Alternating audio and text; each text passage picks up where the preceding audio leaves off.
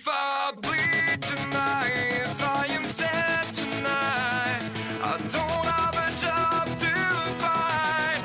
And if I work tonight, if I'm so tired tonight, I'll fall asleep when I'm home.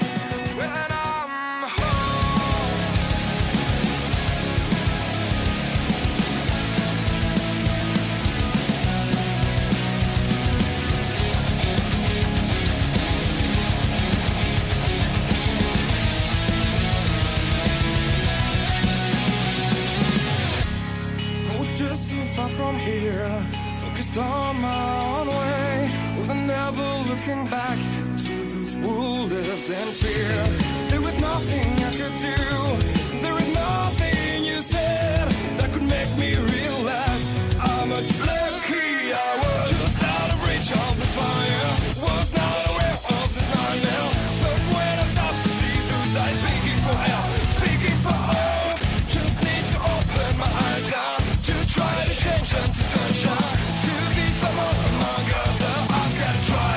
If I bleed tonight, if I am sad tonight, I don't have a job to find. And if I work tonight, if I'm so tired tonight, I fall asleep when I'm home. When I'm no place to go, no one can see.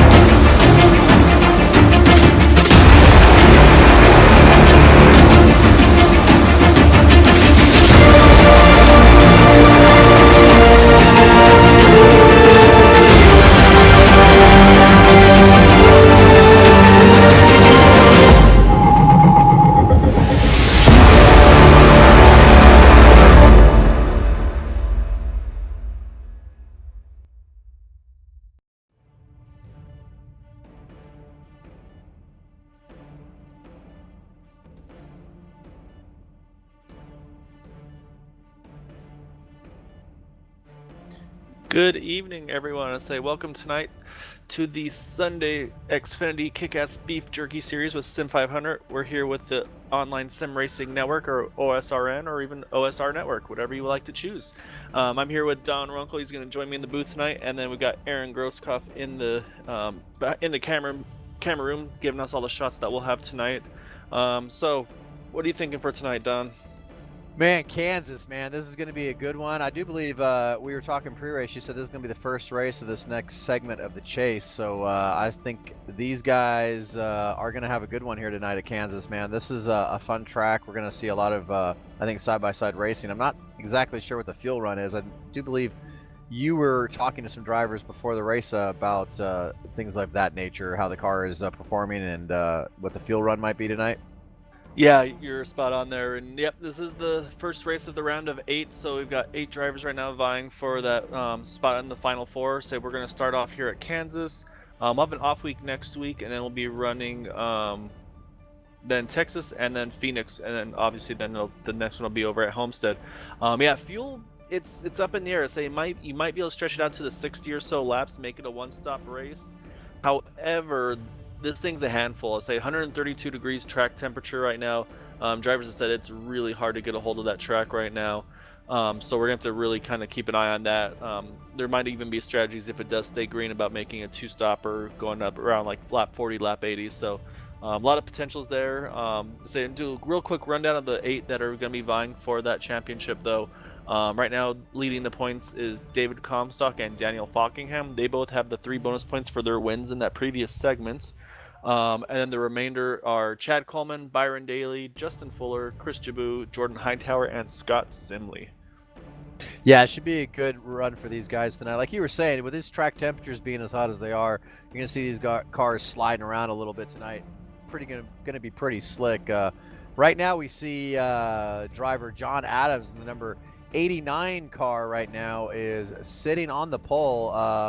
I do believe he is going to get that position. Yeah, he sure does. We'll get a rundown for you here. Yeah, that's a really good job there. Like, let's say we were talking to Aaron a little earlier on, and he's actually been away from racing for a little while, and so coming back with a vengeance right there, starting on pole. So it's a really good lap there by that 89 car. So yeah, I'll do a real quick top 10 as we go through here. So yeah, so starting in the front row, we've got the number 89 of John Adams, and second place will be the 06 of Byron Daly. And behind them is going to be Brian Macklin in the 30 starting third, and Daniel Falkingham, one of our chase drivers, starting fourth. Starting in fifth position, we got two chasers in that third row of David Comstock and Justin Fuller. And behind them is going to be Josh Parker starting seventh, Tommy Ryan starting eighth. And then rounding out the top 10 will be Scott Simley and Jordan Hightower. Again, two of the other playoff contenders. So you'll see the rest of them kind of they'll scroll through your screen here. But yeah, say looking forward to this one. Say everybody's getting ready, get gridded up. And I think this is going to be one of those races where it's a hard track to handle, so they're going to be racing the racetrack more than each other. And I've definitely noticed these guys are pretty good about when that happens. They usually put on really good racing. So I'm looking forward to see what the strategy is going to be here.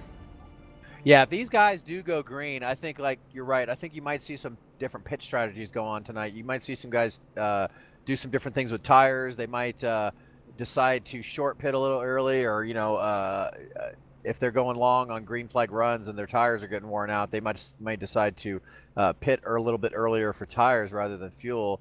And it all depends on how these guys run tonight. So notables back in the field. Yeah, you got Chad Cole starting 19th.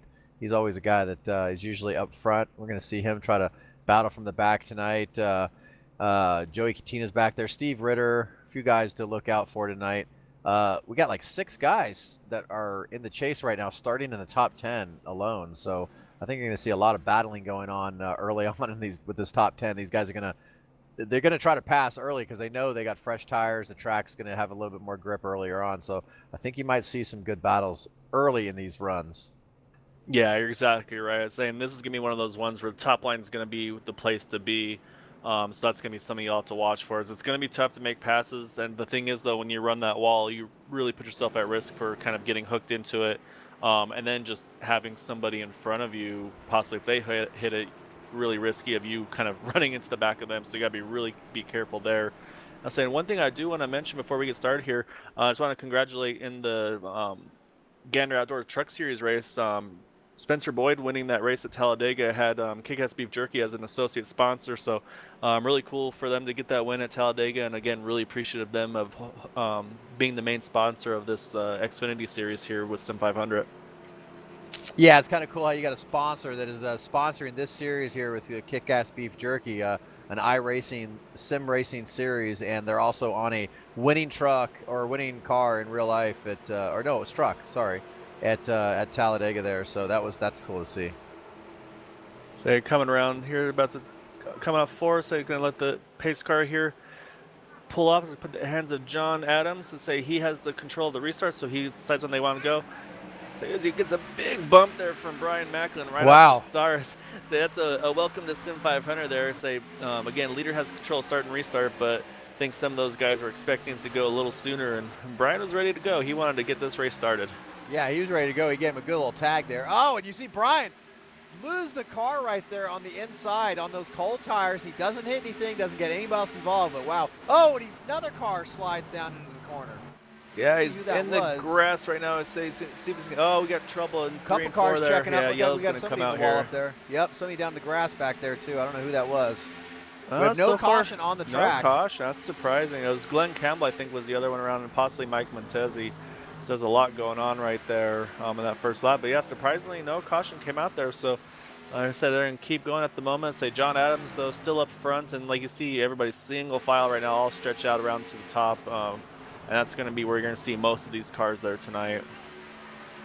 Yeah, that's the thing. You're going to see a lot of these guys run this high line up there. As you were referring to earlier, you got to be careful because you don't want to get that wall up there. And you're going to see a lot of these guys on this front stretch go down below that white line. They're going to do that now, but a little earlier on when these tires get a little bit slicker, I don't think you're going to see quite as many guys down there. The thing about this track is these high track temperatures, it's going to be really hard to pass here because, as we're seeing, the preferred line is the high line. These guys are going to actually have to, dive it down into the corner and, pull that kind of famous slide job move to try to make any passes here, which is going to make things real difficult. As you see our leader there kind of wiggle just a bit coming off the corner as he leads one more lap. We're only 4 laps into this 120 lap race here at Kansas. Yeah, no, you're exactly right. Yeah, this is one of those races where, yeah, say if you had Junior here, say he'd be rooting for some of those slide jobs to happen. Screaming So slide job. yeah, exactly. That's pretty much the only way you can really pass here, because I mean, like you were saying, it's so difficult to pass because when you're trying to go on the bottom, you got to watch out. The car is going to get really free down there, and then it's hard to kind of apply that power coming off the corner to be able to keep the momentum to make that pass. So your car almost kind of gets bound up down there. You need that extra lane that's up high to be able to keep the car up to speed. And if you're trying to make the pass on somebody, you can't judge it just right going through the corner. It's going to be really, really difficult to make those moves. Yeah, you're exactly right. And so the other thing that if you do try to make that move is you have to clear them Yeah. by the exit of that turn. Because if you cannot clear them, then you're going to get pinned to the bottom, lose that momentum, and most likely someone's going to fill that gap. Yep, and you're just going to go right to the back. So, but up front though, John Adams putting a really good laps down right now. I'd say he's stretched out to just about a half-second lead over Byron Daly there in second place. Yeah, you see the next 3 drivers: Byron Daly, Daniel Falkingham, and Justin Fuller, second, third, and fourth place. 3 chase drivers right there, trying to get every point they can possibly get, trying to get a win so they can get. I do believe, does a win lock them into the next round? I couldn't remember if they do or not here. No, they do not. Yeah. Okay, producer Aaron's telling me so. A win does not lock them in, but obviously a win will still get them the most points they can possibly get. I would think so. Definitely, they're trying to do that. And right now, they're trying to chase down John Adams, who Aaron was telling us prior to the race is coming back from a short hiatus of sim racing here, and showing long hiatus. Sorry, is Aaron's correcting me, and he's really getting it done right now. So far, really showing these guys something else. You can see that car all sorts of sideways coming off the corner there. That rear end of that car really looks like it's trying to come around on him. Yeah, and that's where he's got to be careful. Or he's putting down really good laps right now, but is it too much too soon? And I'm saying that's where some of these guys like Byron Daly up. As I say, the yellow just came out, so take a look, see what happened here. It looks like it involved the 29 of Matthew Welzenbach. So let's try to get that replay loaded up here and see if we can see what happened there. Looks like he just lost loose. It coming off the corner. Just got loose off of 4 and able to hang on to it though. Say didn't get in the wall. Say just kind of chased it, kind of overcorrected a little bit, but nobody ran into him, which is a good thing, obviously. And that's going to be a really big benefit for those that were caught up in that lap 1 situation that didn't get a caution to come out. So this will let them kind of catch up the field, maybe get some damage repaired and such. Well, this is a good little short run for these guys to actually get a good idea how their cars are going to run tonight. They only did 9 laps, obviously, before this yellow came out there for Matthew, but it gets a good idea of what to expect, how it is. Early on, a lot of these guys look like they struggled with new tires here on this fresh track and these high temperatures. So these guys might be able to learn something here on that short little run, maybe figure something out later on, maybe not use their tires up so much. So we'll see. As the pace car with the lights on are bringing this field around, and these guys, I'm guessing everybody's probably going to pit and take tires and fuel. You see them coming down pit road right now. Yeah, I think you're right. I think there probably won't be much pit strategy here. Probably just 4 tires and fuel. I don't really see anybody wanting to risk 2 tires with that as loose as it is. Yeah. The only thing I could have maybe seen if someone wanted to stay out there, get that lap led, and then pit the next time by, but it doesn't look like anybody's going to take that up. Yep. But yeah, it doesn't look like that one's happening. So now the goal here is for everybody to just make sure they hit their pit stalls and have a smooth, clean pit stop. And you see right now, John Adams, he's got that preferred pit stall right up front, all the way down pit road. See somebody going down pit road. I'm not sure who that was. If that, Joey Gattino looks like he missed his stall or something, but looks like John Adams is going to beat everybody off of pit road there, and it looks like he is going to stay as our leader of this race when these guys get all sorted back up and gridded back in position. We'll be able to make sure we get you a proper rundown. Yeah, so that was a really good start there for them. Like I said, good pit stops there. Looks like everything kind of pretty much held cycle for that top 10 or so. I say got a fan of, fan/friend Aaron Simpson watching here of Jonathan Lockhart in that number 6 machine, I believe the number is. So he started 16th, running 20th at the moment, but obviously still early on. So he's had some pretty good runs lately. So see if he can kind of keep that going. Yeah, it's kind of important sometimes to keep that momentum going when you have good runs. You know, it actually helps out a lot, helps your morale a little bit when you can bring these cars, you know, home to some decent finishes. Even not even a win all the time, just to have a good run sometimes helps out. So, well, this is going to get interesting though because it looks like Steve Ritter actually did stay out and is going to be the leader as to say lights are off on the pace car. So he's going to have about I do believe he 10. fell out of the race though earlier, and then he came back in. So I'm not really sure how his tire situation is. Yeah, I think well, honestly he started from the pits, so yeah, it's gonna be a challenge. I think. Hopefully he's able to make sure he doesn't spin the tires and yeah, just kind of hang on to it because I say he's gonna have a lot of hungry drivers here around him. However, of course, he does have control of the start, so that I mean that's gonna definitely be a benefit for him. That way he can control kind of when he goes, and they all have to kind of react to him. So we'll see how this one goes. Yeah, lights are off on the pace car, bringing them around. But right now, we're going to have another start here with these guys with fresh tires. Steve Ritter is our leader. We're going to see how this goes. Yeah, so I mean, this will be a good thing also for these guys to learn. Okay, what do old tires versus new tires do? So say Yeah. put in the field, the receiver sounds pretty good start there. Say John Adams gets a really good start though, and But we make yeah, it 3 wide here going into the first turn. yeah, it looks like he's gonna just stay down out of the way. I Yeah, think. he is. Ritter's going to try to drop back. He knows better. He's trying to thinking long term there. But up front, we still have John Adams and Byron Daly and Daniel Falkingham right there battling it out. Looks like they're all going to line back up single file as they go down the back stretch into turn 3. Yeah, restart actually worked out really well for Daniel. He was able to sneak around the 06 of Byron Daly, gain a spot there.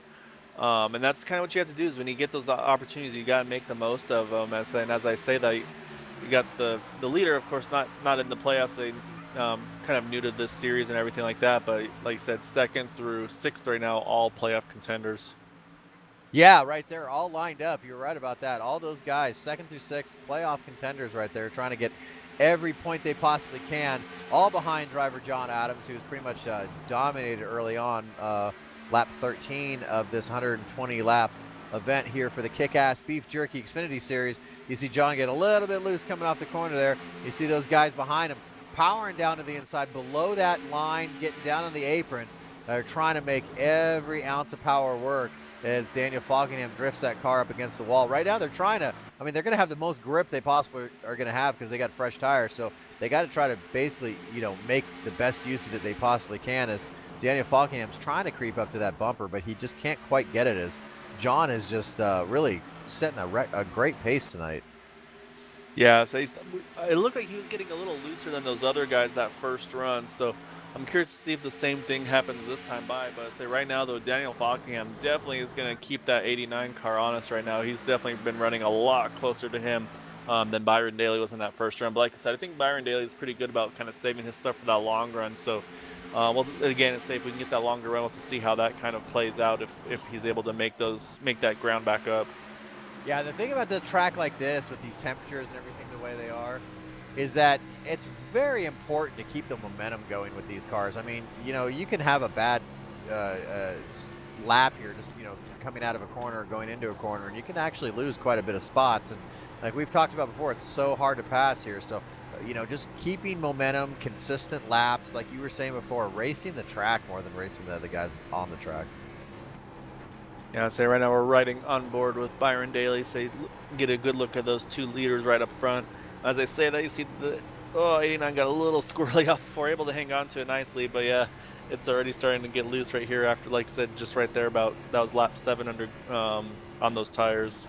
And you see, our leader John. He's not choosing to go below that line there on the front stretch on the apron, and a lot of the guys behind him are. You know, it's just strange how you see those different lines like that. I know usually I actually try to avoid that when I'm driving just because it sometimes gets too much to handle down there for me. It's just the transition from the flat to the banking of the track sometimes. And you can see he goes right to that white line, and then we see Daniel Falkingham. He goes right to the white line or the grasses. Yeah, saying there's different thoughts on that one. I know some people like, I mean, obviously it shortens the track up a little bit. I know some people do it. They maybe think it like when it unsettles the car, maybe it'll loosen it up a little bit when it does that. And so I'm wondering if with it being as loose as it is already, that might be why they're kind of staying off of that, just to kind of be a little bit safe. As I say that, oh man, that 89 is a handful right now off the Wow. exit of those turds.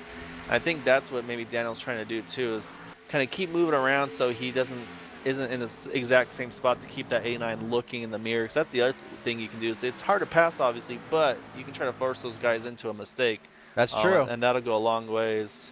So as That I is said, true. I just saw someone get really loose back there. Oh, Take a look. EJ. I think Justin Fuller and EJ Work both got loose there off of turn 2. Say both hanging on to it.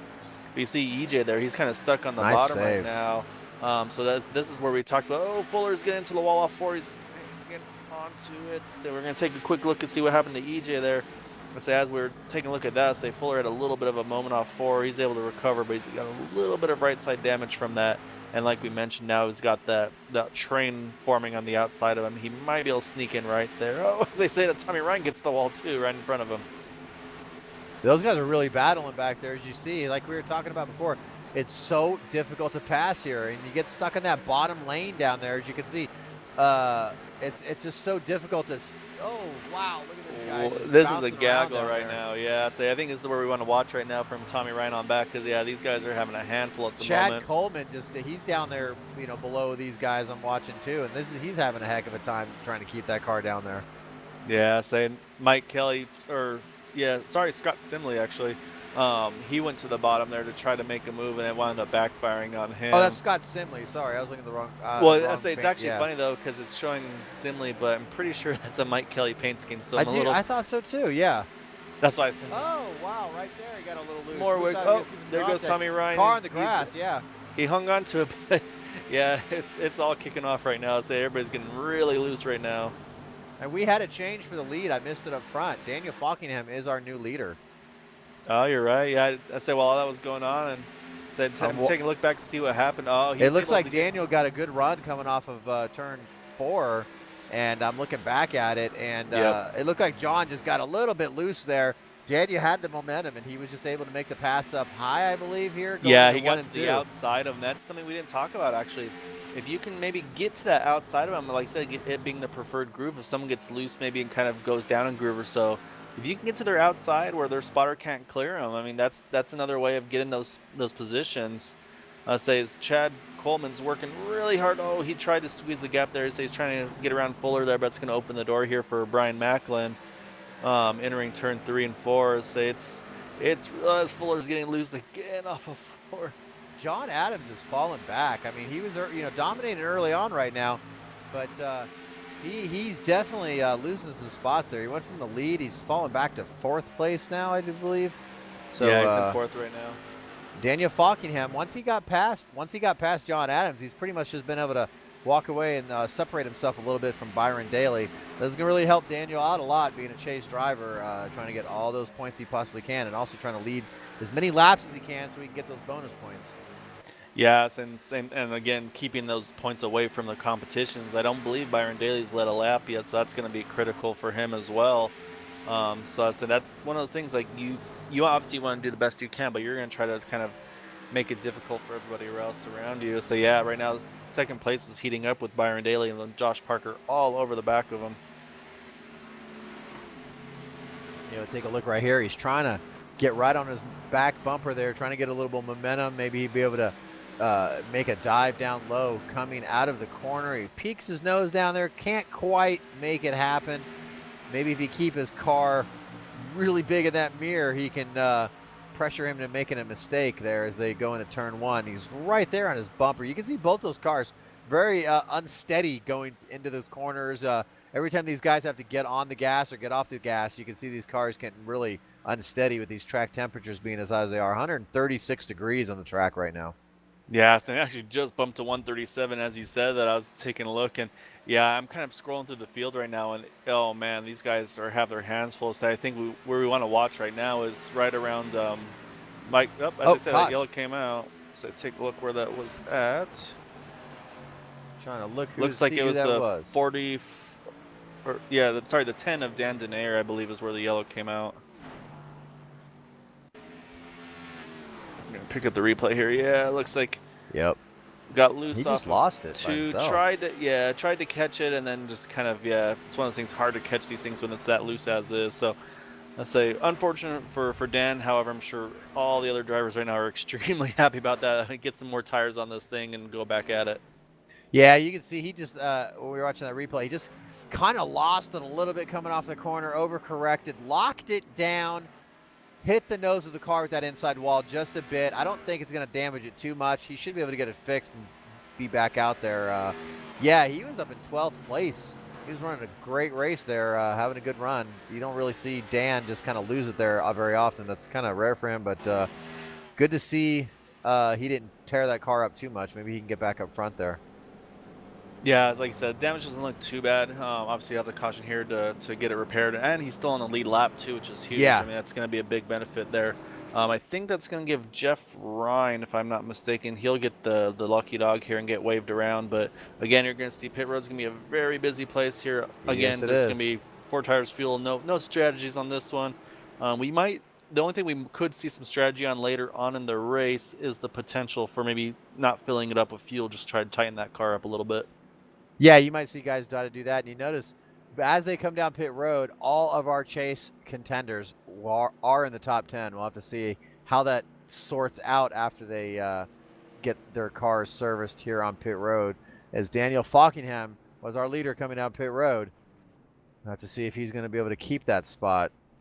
Yeah, make sure. Oh, was a unfortunate. Oh, John Adams went through his pit stall. He had to back it up. He just now got it straightened out. His crew is now servicing his car. He's going to lose a ton of positions on track for that. You see, everybody is coming out of pit road right now. John, I'm still there. Just now putting the left side tires on his car. John is just now coming out of pit road. He just lost a ton of spots. Went from 4th. Looks like he's going to probably drop down to about 13th or 14th on that. 15th position is what Aaron's telling me is he's going to drop down. John went from 4th to 15th on that right there. So as we said, it's just as important, even maybe more so than anywhere else, is to the positions on pit road, because that's probably the easiest place to gain and lose positions is on pit road, because on the track it's just so difficult to pass. So we'll have to see if he's going to be able to weed his way back up through this field. He's not a chase contender, but we are keeping our eye on him tonight. Yeah, like you said, and probably what happened, unfortunately, on his side is just the fact that since he has that first pit stall, he's gonna have to go around a couple of those other cars, and makes you lose your marks a little bit. Just makes it that much more difficult. And yeah, with a group like we have here, you got to hit it every time to have a chance at. 'Cause it's so easy, like you said, to lose spots. Well, not only that, we were talking about it before. You know, he's been gone for a while with racing, so you know you got to get those little cobwebs out, shake some of that rust off a little bit. Not used to making these pit stops here, even under yellow. You know, you're still coming down pit road and you're still trying to get every inch you can possibly get, and just went a little bit too far. So he knows not to do that next time. So we'll have to see how he's going to end up after this race is over. And right now, we're still seeing our leader, Daniel Falkingham, right now, Byron Daly, 2 drivers that are currently in the chase and trying to get every position they possibly can. Daniel started 4th, so he's been pretty much up front all night, and now is our leader. Yeah, saying it looks like Dan's in the pits right now. So like you said, I think that's going to put all the playoff drivers right now in the top 10. The only 2 right now that are not in the playoffs is the Josh Parker and Mike Kelly. Those 2 are the only 2 that are not in the playoffs, but are in the top 10. So yeah, they're still there. There's a reason why these guys are in the playoffs, and I say this is one of those examples of showing it. Yeah, it's consistency week in and week out, trying to get those finishes, getting those wins. Yeah, that's what gets it done here. So we expected, you know, we talked earlier on, I kind of expected we'd see long green flag runs, but right now we're on lap 31, just started lap 31, and what is this, our third yellow? I think this is the second yellow. Second caution already. So, you know, maybe these guys will get it sorted out, and we can get some green flag pit stops in and get a little strategy going on. We still got time for it. They still got a lot of racing left to go. as they line up, and yeah, like you mentioned for John Adams, yeah, he's going to restart 14th here. So definitely that hurt him a lot on the pit sequence What here. was our So fuel window looking like again? I forgot. I believe they could maybe stretch it to 60 laps 60 if they wanted to try to laps. one stop it. So, Yeah. yeah, so it's gonna be interesting to see. I mean, because actually, if they go like, this would be one where maybe they look at splitting this run in half, kind of a situation here. That's what I Um, was thinking. but we'll also have to see. And but say this is gonna put it back into the hands of Daniel Falkingham here. Pace car's just about to pull off. I'll say now you're gonna see probably some pretty big aggression from these guys trying to get these spots right now in this restart. Really good restart by Daniel. So you saw those guys get really squirrely as they got into the gas there. I'd say Byron Daly's going to try to see if he can clear that 42 of David. And David immediately tries to get to that top line, Oh yeah, even when that's they're the not up preferred to line. speed. Yeah, they got it. That's where they want to be. You know, I mean, you don't want to get freight trained. You don't want to be down low down there, and you see them all the leaders up there. You don't see anybody racing side by side till way further back there. Everybody's in a line just up high. It's almost like a Darlington race in a way. Yeah, exactly. And so that's kind of what these cars have been doing at these with these tracks.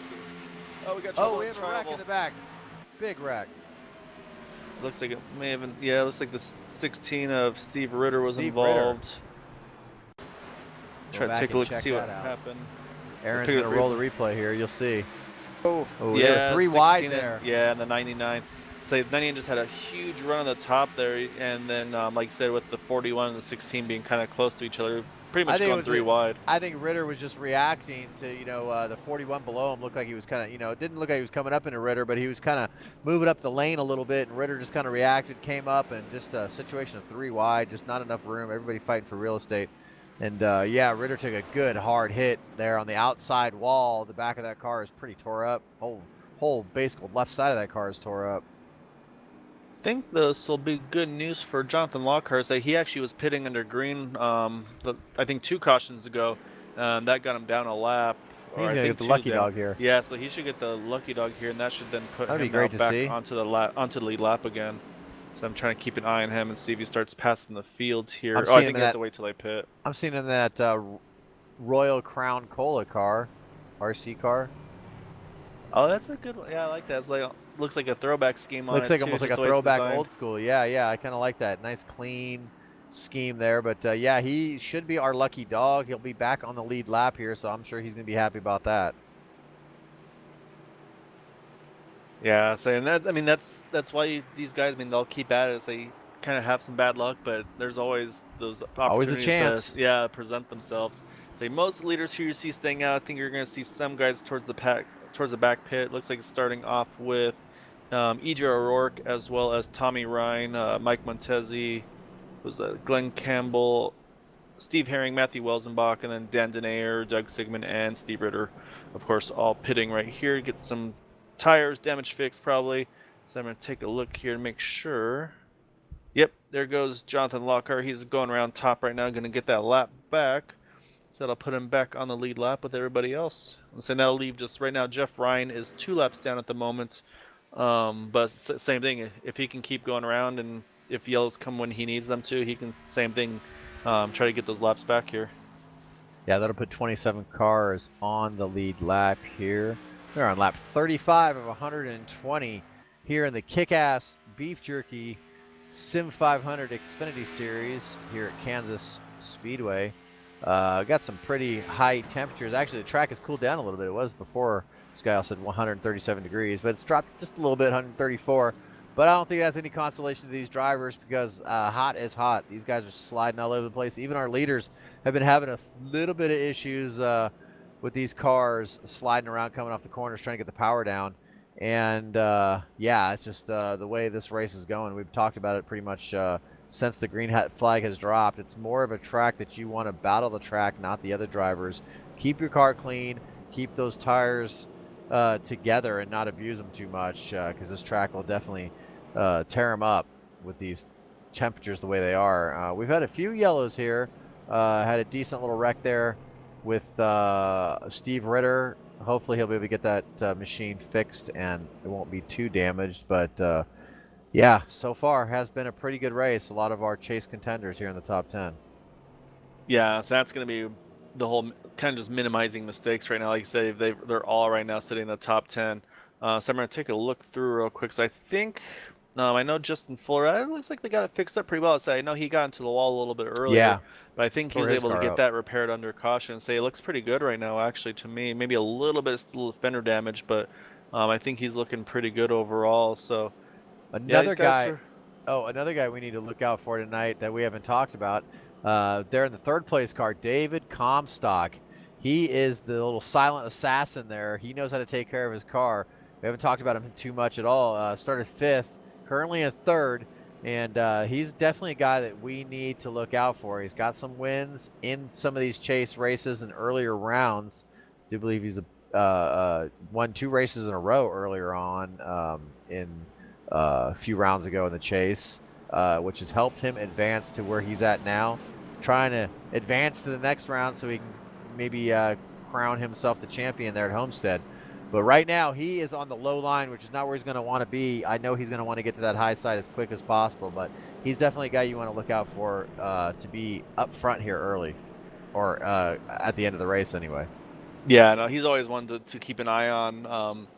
I'll say he's been one we've been talking about in the other series, but for the wrong reasons. He's kind of had to show up late after getting back from work and Yep. things like that. So I say with this one being a Sunday, I think his schedule's a little bit more flexible, obviously with that. So obviously he's going to do everything he can here. And yeah, you were right. He did have 2 wins in a row there. And the first round, I believe it was at Las Vegas, and then in the second round, in the first race actually at Richmond. So he had those 2 Yeah, right in a that's right. row.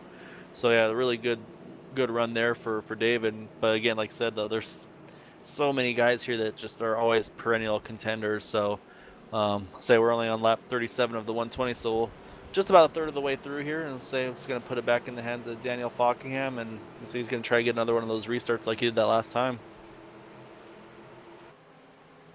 Pace car pulls off. Daniel Fockingham puts the power down, takes that green flag as these guys are going side by side down the front stretch. Daniel gets a good run there. You're talking about David Comstock. You see him battling back there with Byron Daly. They're going to try to get to that high side, but as of right now, Comstock's going to have a few of those guys go by him. He's got 2 cars going by him. He's going to have to be regulated to 4th place as he slips into the high side, as our leader, Daniel Fockingham, goes down into turn 3 and leads his field into 4. Yeah, say Josh Parker was able to fill that gap, made sure that he was able to get around David, and that's one of those things we talk about. I mean, just where you restart can be kind of a make or break. We've seen it in the real life stuff with like Bristol obviously being the key one. Everybody wants to be up top there now with the new setup. Martinsville, you want to be on the bottom. So just the way these cars are driving here, say if you're in the top line, that's where you want to be, and if you're not there, you gotta try to find a way to squeeze in there. Yeah, or force your way in or whatever you got to do. But right now, Daniel Fockingham, Byron Daly is second, chasing him down. Josh Parker third, Dave Comstock talking about him earlier in fourth, Jordan Hightower fifth. They're all trying to chase him down right now as you see these guys diving down on that apron on the front stretch. And Daniel Fockingham right now is just inches off that wall. And that's where you want to be. You want to be right up against that wall. But like you said, you definitely don't want to hit that thing. And pretty much everybody's just single file. Hopefully maybe these guys are just going to relegate to trying to get some laps underneath them and maybe get some green flag stops. We were talking about before, they might be in a position to be able to split these remaining laps into 2 different segments and be able to pit and make it to the end. So, or maybe some guys might try to stretch it also. Yeah, say because we're on lap 41 right now, and obviously we've had a fair amount under yellow. So if they pit around that lap, let's say maybe like 85 or 80, Yeah, 85, yeah. 90, somewhere like that, that'll probably split it up just about in half. They can easily make this now on one stop to the end. Say right now the furthest up on the new tires is E.J. O'Rourke. He's in the 16th position. He pitted under that last yellow. He's gotten around a couple of the drivers that stayed out that last time. So even on a short run, it shows you these tires do mean something. And that's going to be something to play into as well, as if we can get these green flag runs. Do you short pit to try to get that track position early, or do you actually want to try to wait to use those fresh tires on the guys in front of you towards the end of the run? So that's always something you got to be aware of. The thing about that too, though, is how long are those new tires actually going to be beneficial for you. You know, there's going to be a certain time where they're just going to equalize out with the guys that are already out there on the older tires.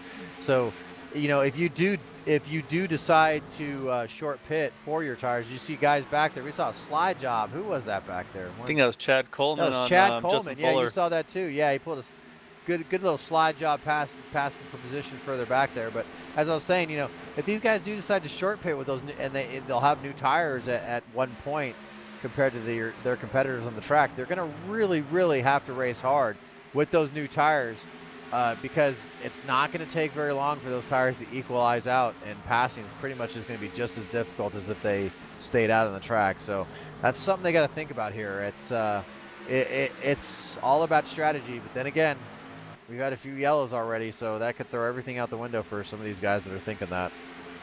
Yeah, and that's where the timing of the pit stops comes into play. Because I mean, there's races where leaders might have one strategy, and then someone's like, you know what, I'm going to throw the dice and I'm going to run it as far as I can and maybe catch a timely yellow. As I said, Fuller in the grass sideways right on the now. grass. No yellow yet. Try He's to still hang in the grass. on to it.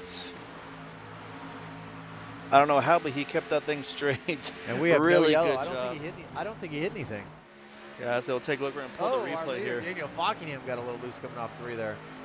Yeah, so he just got on the wall a little bit off of turn 4, able to get onto hang on to it though through the grass.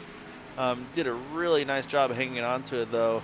He has kind of obviously lost momentum right now, but able to gather back up and but again, damage is pretty minimal there. But yeah, this thing is definitely snapping loose. As I say, that's someone right behind Fuller. I think that was Matthew Welzenbach. He got loose up of 4 as well. So this seems to be around that like 10-15 lap mark on tires. That kind of seems to be when that kind of turning point is for them working well versus when they start really getting snappy on the drivers.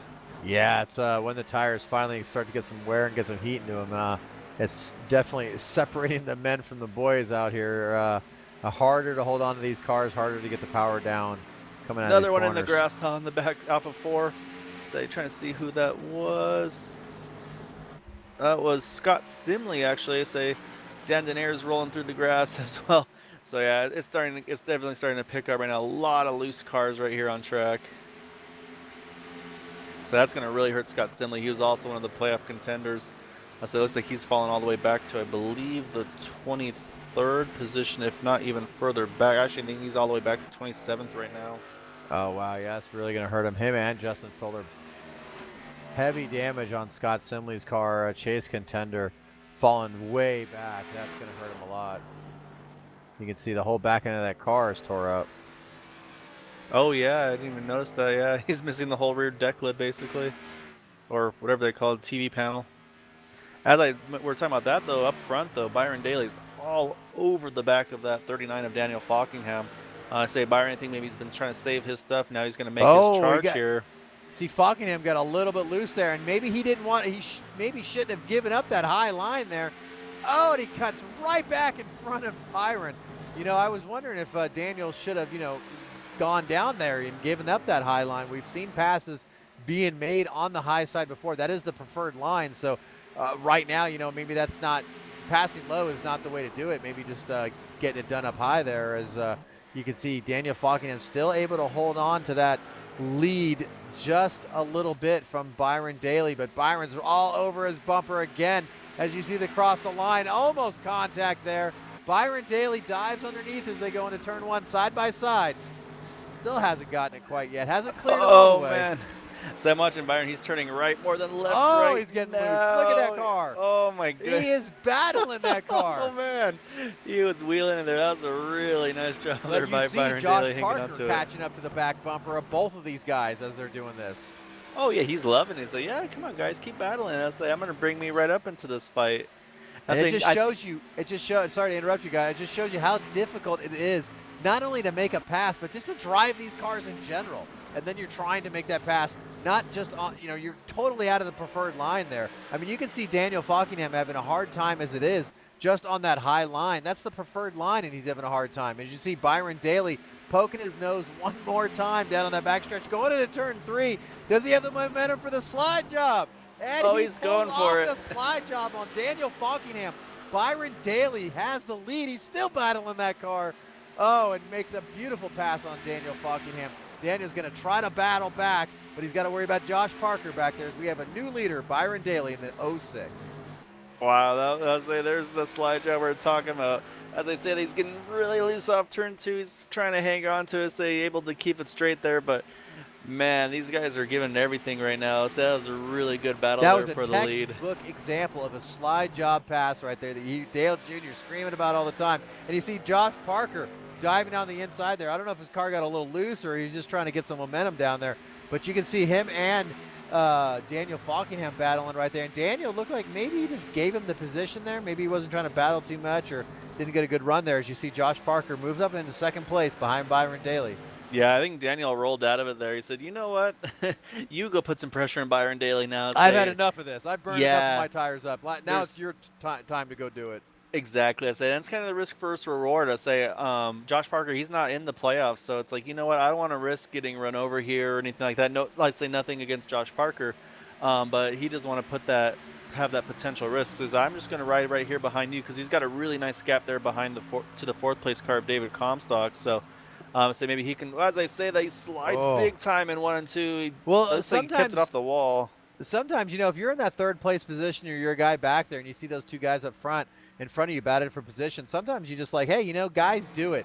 Burn your tires up, battle for position. You let them kind of burn their stuff up. Maybe the guy in front of you can battle the guy in front of him and make a hole to where you can gain a position. It's almost like he's doing the work for you. So, that's kind of what Josh Parker did to Daniel Falkingham there. As you see, Josh is looking right on Byron Daly, trying to get that lead as Daniel Falkingham is falling a little bit further back there in third. But Josh Parker, not a chase driver. He's just going out for the win right now, and he's all over Byron Daly, trying to give him a whole lot of pressure and making that car really big in that rearview mirror, Byron Daly.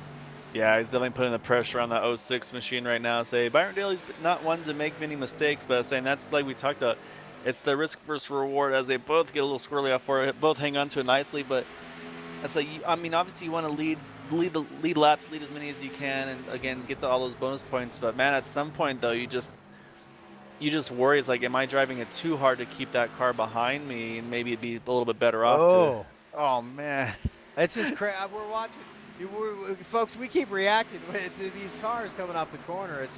It's incredible. These guys are getting so sideways coming off the corner. Even our leaders, like we're saying, it's incredible how almost out of control these cars are each and every lap. It's incredible.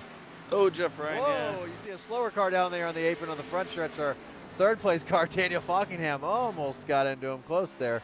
But you see Josh Parker closing in again on Byron Daly, trying to set him up for another pass maybe here. Yeah, so I think he kind of got a little bit squirrely a couple times trying to put that pressure on, so he was able to regroup and say he's right there again. Say Daly's been really good about hitting his marks right on the spot right now. So as I say that he gets a little loose off 4.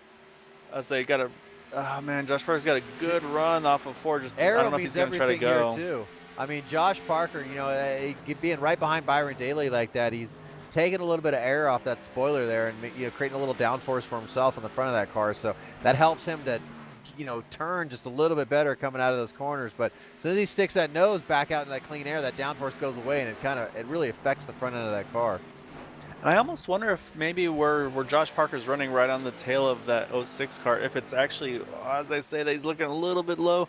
I kind of wonder if being in that draft might actually help the car a little bit. I mean, obviously you get tighter in the draft, so it's like if this thing's loose as it is, get a little bit tighter with just from running his line in the draft, and say maybe helps it out a little bit. But well, that's the thing too, is being in a draft like that, you're going to be carrying more speed going down the straightaways into the corners, so you might not expect that sometimes too. It's going to change your the points where you're getting off the gas a little bit, and where you're entering the corner. So he's got to watch out for that too. As we see Daniel Falkingham has caught up to both of these guys, 1, 2, and 3.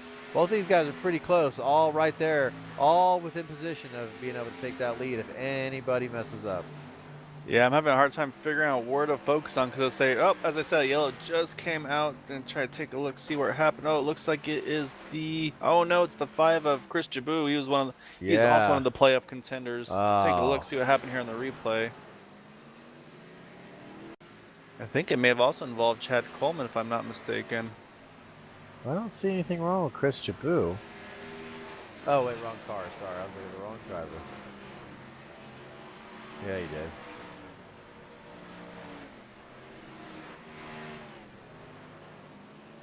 Yeah, so say he got loose. That's too bad. I'm not sure if I say Chad Cullen may have gotten away with it. Says it looks like he kind of just like had the Phantom 4X where you kind of just drive through the guy and don't actually get the damage from Yeah. it. It What's looks it like he look does have a like? little bit of right side damage, but nowhere near as much as I would expect otherwise. So again, I say there's gonna be a lot of thankful drivers for that yellow though. I say hopefully for Chris's sake he can get that thing repaired and get back out there. Right there at the halfway point too for these guys. So Yeah, this exactly is gonna right there. change some strategy here. Yeah, so now the question is, yeah, do you try to stretch it all the way to the end, or if it stays green? So I say, but yeah, say Chris is able to stay on the lead lap there. I think this is gonna give the lucky dog to Matthew Welzenbach, I believe, which just say he was in the pits earlier, so that'll put him from 2 down back to 1 down. And they say that here come all the leaders.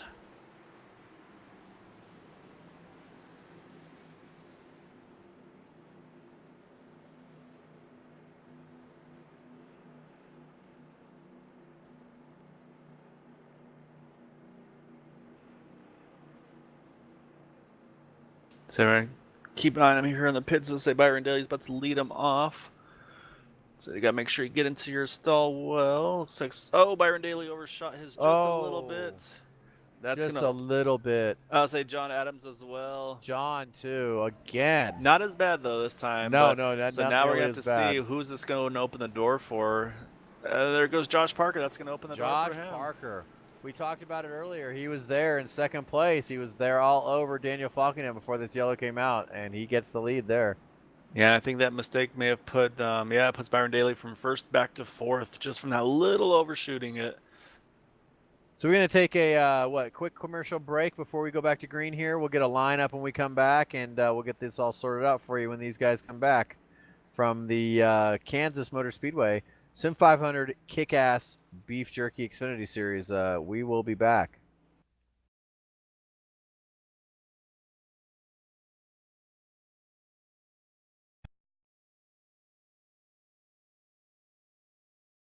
Racing sim ever made. This is iRacing. Detailed laser scan tracks, fully dynamic real world cars, and over 50 series to choose from. 6 online world championships offering over $100,000 in annual prizes. This is the original esport racing game. This is iRacing.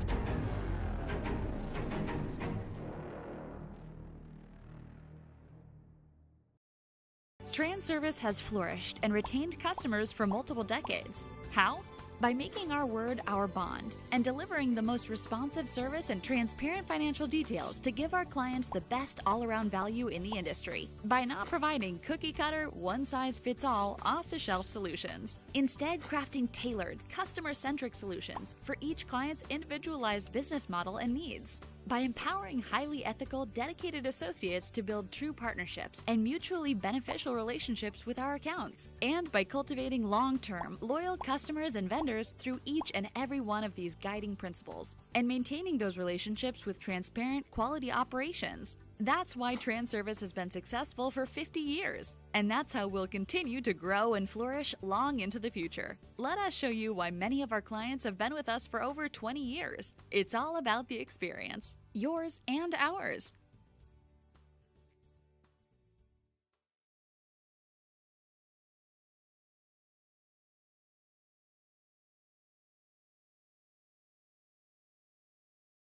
At the Kansas Speedway with the Sim500 Xfinity KickAss Xfinity Beef Jerky Series. Say lights are off on the pace car. It's going to put it under control. The leader right now is going to be Josh Parker, then Daniel Fockingham, David Comstock, Byron Daly, and Jordan Hightower are your top 5. Scott Simley and Chris Jaboo are trying to get some damage repair to those vehicles. Let's say they're, and it's actually EJ O'Rourke as well is having some damage. So say that they did as much as they could here, but say that make sure they get back on track with the leaders here as the pace car is entering turn 3 here. Yeah, we still have 25 cars in the lead lap. Matthew Wazenbach, 2 laps down. Jeff Ryan, 3 laps down. And Dan Denare, 8 laps down. All had trouble early. Still got a lot of racing left to go. Track temperature's been the talk all night, 134 degrees. Slick track temperature, or slick track tonight as the pace car files off. Josh Parker puts the power down, takes the green flag as these guys are back at it. You see, he gets a great restart all by himself there, moves his car up high while everyone behind him is side by side battling for position. Yeah, it's a really good restart there by the 2023 machine. So now get in the battles, try to get to the top there as soon as you can. I'd say Daniel's in pretty good shape. Byron Daly's going to try to, oh man, David Comstock going to squeeze right in front of Jordan Hightower. Just barely found a spot for it. Yeah, he did. He just barely got in there. Got those top 10 now all squared away. And saying up front though, or towards the front though, we've had a couple of drivers making their way towards the front from the back. Say Mike Kelly started 17th position, he's up to 6th, and then Chad Cole started 19th, and he's up to the 8th position. So really good starts for those guys. Yeah, definitely have rebounded. We talked about Chad Cole early on. He was somebody to look out for, and like you were saying, he worked his way up to the top 10 there. But back up front, our top 5, all chase contenders. Josh Parker, our leader, is the only one that's not. But wow, you see those moves being made back there behind those guys down on the apron. Who was that? Was that Dave Comstock back there with a big pass? Yeah, see, David had a big move. Right now, you got battle for second with Byron Daly and Daniel Falkingham. This is going to be a tough one for Byron because that door is going to be closing. So he might get pinned to the bottom here unless he's able to find a way to squeeze back in front. Yeah, it's kind of hard to do a slide job on second place when he's right on the rear bumper of first place. Yeah, so what he's going to have to do is almost a slide job just to hold his track position here. No passing going on here tonight. A high line is the place to be, and the only really passing we've seen going on tonight is if guys are able to make the pass on the high side, but so far pretty much nose to tail. As you see further back, somebody's diving down there on the low side. Yeah, Brian Macklin's going to give it a try here, trying to get around that 2 of Mike Kelly. He gets really close off of turn 4. I say he doesn't quite have the momentum. I think the 2 is going to hang on to that just from that momentum there. I was saying this is a little early, I think, to try to make those moves. I think you got to wait for these tires to wear a little more. I think that's when you can kind of get away with it a little bit easier because that's when people start abusing their stuff, and that's when you kind of capitalize on it.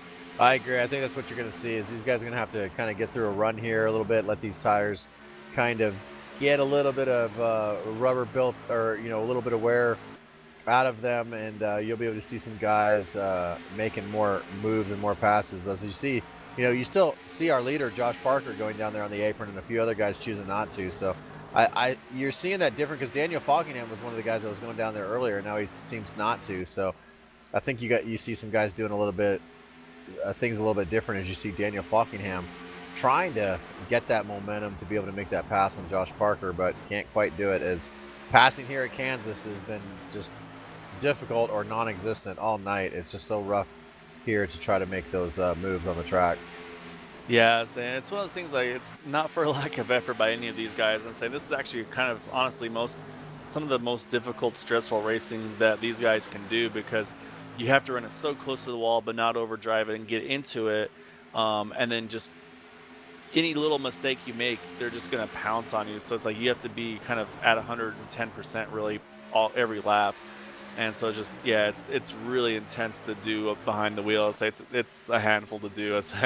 I've been a part of some of these races, and yeah, it's pretty stressful. It kind of takes a toll on you after the end of the race. Oh, it definitely does because, like you said, you're racing the track more than you're racing the other drivers. And you can see some passing going on a little bit further back. You see the guys diving down on the inside there, trying to make some moves for position back there as our leaders are still running that high line nose to tail. Yeah, I say Brian Macklin was able to get around Mike Kelly.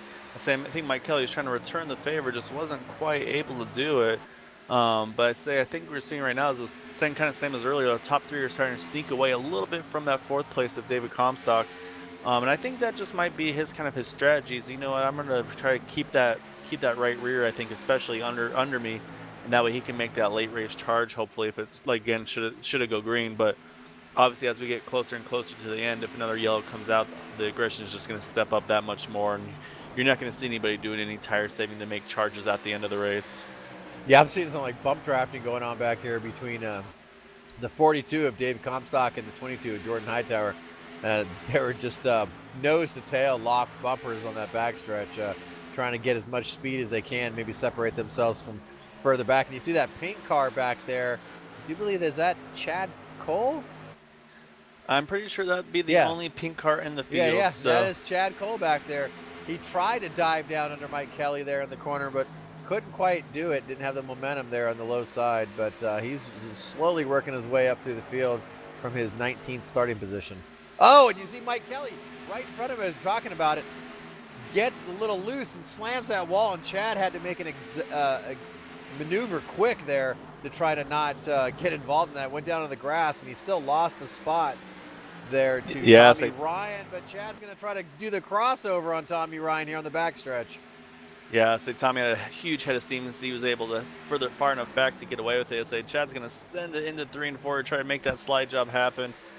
Looks like he's going to make it happen. So he's kind of dirt tracking off of 4, but able to hang on to it. He's going to get that spot back. Great racing here further back in the field. In the 6th, 7th, 8th, or 7th, 8th, 9th position back here between Chad Cole, Tommy Ryan, and Mike Kelly. Yeah, saying Brian Macklin right now, he's not content with where he is either. He's making a run here, trying to make a charge on the 22 of Jordan Hightower. Try to see if he can gain a spot on that 22 machine. Couldn't make it happen there, but he's definitely one that's not afraid to try to make that bottom happen here. And we see some of our chase contenders having. Oh, Macklin's out on the grass and getting that car spun around. Looks like he spun it out on the pit road. I didn't see if he was able to hit. It looked like he backed it into the wall, according to our producer Aaron there. We'll get a replay there for you. And no yellow for him as he did not come back up on the track. So too bad for Brian Macklin there. Bad run there and wrecked out. He already quit out of this, so he's done for the night. Yeah, and we've had a couple of guys actually drop out for the evening. Obviously, just now we had Brian Macklin step out. Also, Matthew Welsenbach, Glenn Campbell, Dan Denaire and Glenn Campbell are also ones that have left for the evening. So, yeah, so just unfortunate. He was trying to make that bottom happen and just kind of got away from him there. So right now we're kind of got the top 3. Pretty much 2 sets of 3 cars right now. You got those top 3, and then you got 4th, 5th, and 6th. Saying while all that was going on, Jordan Hightower actually was able to get around David Comstock here. And Chad Cole's caught up to that group as well, and he is right on the back of that 42 machine. Yeah, every point matters right now. These guys battling for to get in the next round of the chase. And right now, one of our chase contenders, Chris Caboo, in the number 5, he is a car that is basically the first car or the last car on the lead lap. So he is not having good points tonight. Scott Simley runs 16th. He's another points contender. It's not having a best of nights tonight. Chad Coleman in 11th, just outside the top 10. But the rest of our points contender, Justin Fuller in 8th, Dave Comstock 5th. We just talked about him. Jordan Hightower just got past Dave Comstock, as you were saying, Gael, and he's now in 4th. Byron Daly 3rd. Daniel Falkingham in 2nd. Those are all our chase contenders trying to make it to the next round, trying to get that championship out in Homestead, our final race of the season. But so far, Josh Parker, not a chase contender, but he is up front, leading right now. As you were saying, it's kind of broken away, these 3, and then we have a good kind of space going on, and then the next 3 cars. But even these leaders, even Josh, they're running this high line still. You can see these guys battling to keep these cars going forward, because they're having a lot of problems coming off the corners. Like these back end of these cars really want to come out from underneath them. Yeah, we've got to that point in the race again, I think, where it's just starting to get a little bit snappy on it. As I mentioned, we were talking about that Chad Cole able to get around that 42 of David Comstock here. So he's gonna set his sights on that 22. Jordan Hightower is getting a really good run off before Jordan's getting loose. He's gonna dive to the bottom here. Ooh, wow. See if he can make this. And this is where he's going to try to clear him before they get to 1. Looks like he might get it. Yeah, he's going to clear him entering 1 there.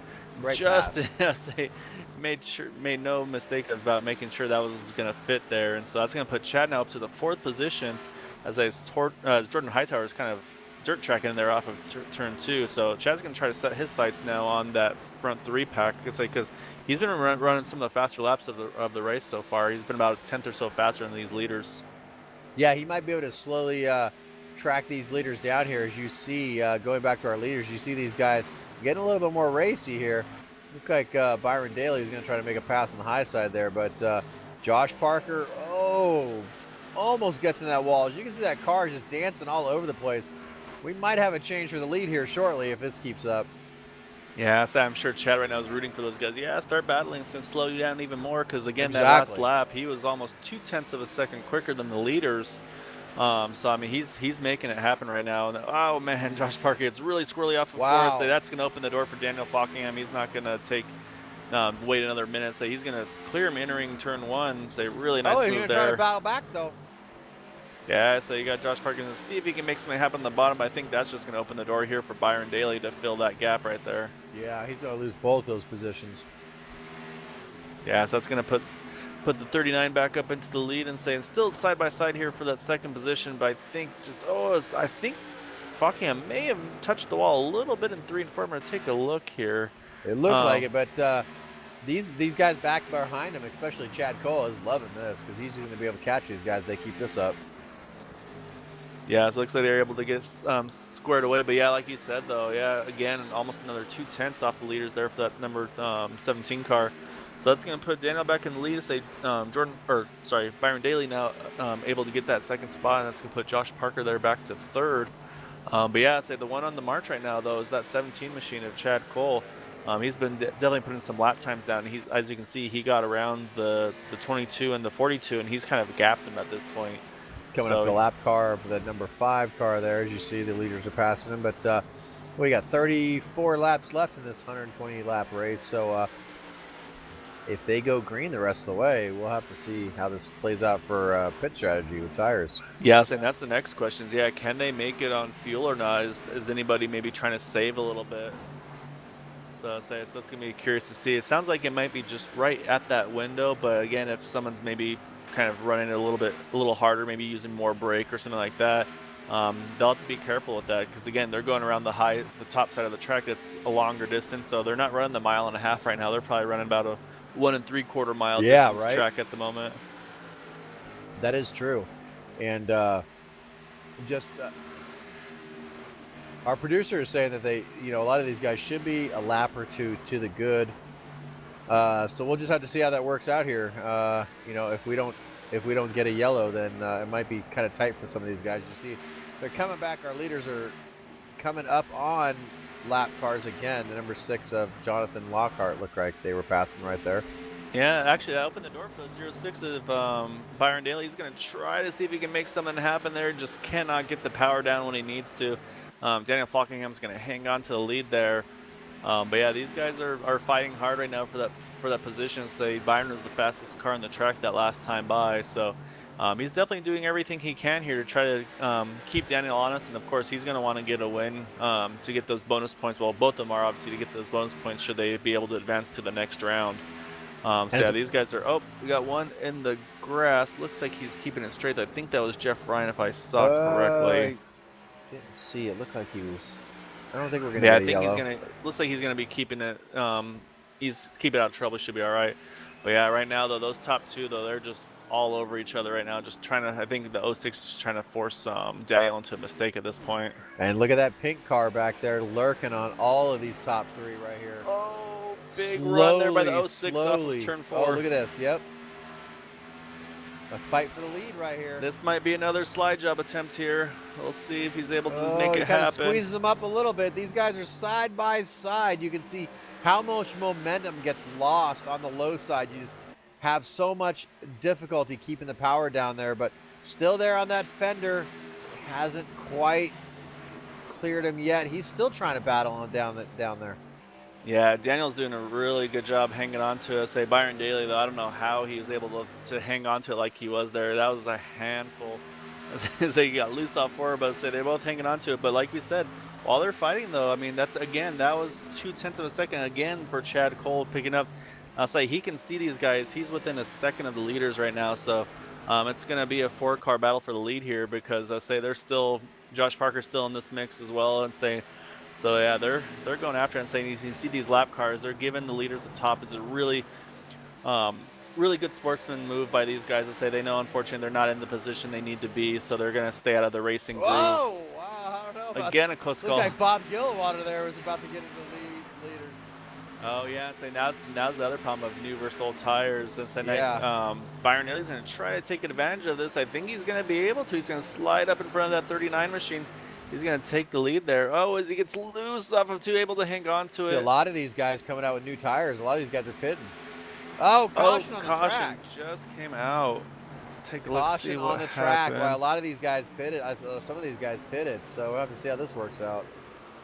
Yeah, so I'm trying to see where the caution was here. So I didn't see who or where it was. Yeah. I think it may have been the 22. Yeah, the 22 of Jordan Hightower. Oh, man, that was a really close call for David Comstock as well. He saw his playoff hopes. So they'll pull up the replay here, but man, that was same thing as always. These guys just been getting really loose, and he was trying to save it, and unfortunately just hooked at the wrong time, and he caught the wall really hard at that front end. But yeah, I mean, David Comstock half a second earlier, and those would be 2 very damaged machines. But yeah, like the leaders, like they were mentioning, a lot of these guys had pitted, and so it's going to get a lot of these guys either trapped 1 or more laps down, and they're going to have to probably do either a wave around to try to get back on the lead lap. And say, I think EJ may be the one to get the free pass, but you're going to see again leaders all come in here, and this will be where I think you're going to take 4 tires for sure, but I don't know if they're going to fill it up with all fuel. The fuel. Yeah. Yeah, then maybe just enough to get to the end, plus a potential green-white checker. Yeah, so I think this is where you might see some strategy come into play on this front. Not on the tire side, but on the fuel side. It's always you definitely don't want to slide through your stop here because this could potentially be the last stop of the night. You see Chad Cole peel off. He got in clean. You see our leaders here pulling into their pit stalls here. Looks like all of them get in clean. Here we see John Adams. He gets in clean. Yeah, so now it's just going to be whose pit crew does the work that's Chad needed. Cole coming down pit road now. We're going to see if he can get a few spots here. There go our leaders, and it looks like Byron Daly, Daniel Falkingham, Josh Parker, and then Chad Cole. That looks like how our leaders are going to come down pit road. Yeah, it looks like it's barring any pit, stop penalties, but it looks like those guys are the way it's going to be with who was in 4th. Yeah, Chad Cole's 4th entering the pit, so fifth, I think everybody held serve. And I say Tommy Ryan in the 5th position. He's had a really good recovery from that earlier incident. Definitely. So a really good run there by that 99 machine, and saying David Comstock in 6th. Probably trying to catch his breath after that close call there with that 22 of Jordan Hightower. Yeah, because that wreck happened right in front of him. He was just watching his champion hopes dwindle away, but fortunately he was able to avoid that wreck. Unfortunately for Jordan Hightower, who is also a points contender, but I'm showing that I'm not sure where he came off pit road, but I'm showing him in 11. Yeah, he's still in the pits. I'll say he was just getting all his damage repaired. I'll say he's trying to get as much of as he can repaired before that pace car comes around there, so he's going to do the same thing, kind of get everything repaired that he can. Yeah, it looks like he'll be in I believe the 13th position. We'll say we'll wait till everything cycles through. EJ O'Rourke was the lucky dog, so he's back on the lead lap, and I believe you're going to see a lot of wave arounds here. Yeah, because you saw a lot of guys we were talking about earlier. There was the leaders were contending with lapped cars, but these guys were on new tires. So a few cars pitted. So I'm assuming those guys are probably going to stay out and get that wave around. Yeah, so it looks like those will be. I'll say Doug Sigmund and Chris Jabu are on much older tires. However, I think it's one of those things, kind of like in the race today, where you need to get that lap back to then have a chance for another yellow to then get your car quickie serviced. Yellow. Because they can make it on fuel, but obviously their tires are going to be struggling pretty bad. Justin Fuller, unfortunately, had just made his pit stop. Same for Steve Ritter and Randy Yoakum and Bob Gillenwater as well. All of those drivers had just made their pit stops, so they're all going to get the wave around. They only had about 4 or 5 laps on their tires there when that caution came out.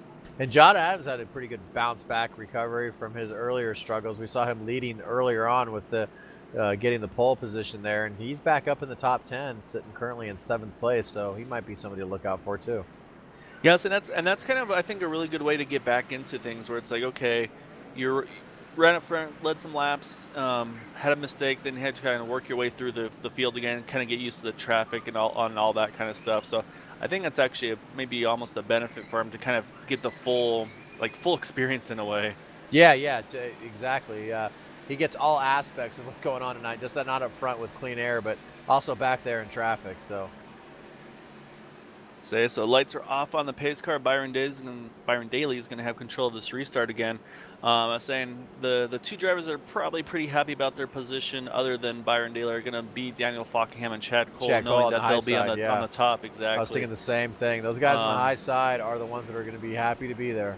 So yeah, so you're going to see Josh Parker, Tommy Ryan, they're going to try to figure out a way that they can try to get to that top. Because right now track temp is still, it's dropped a little bit, but it's still 132 degrees. So I mean, it's still really warm. It's a very crucial time too. These guys have new rubber.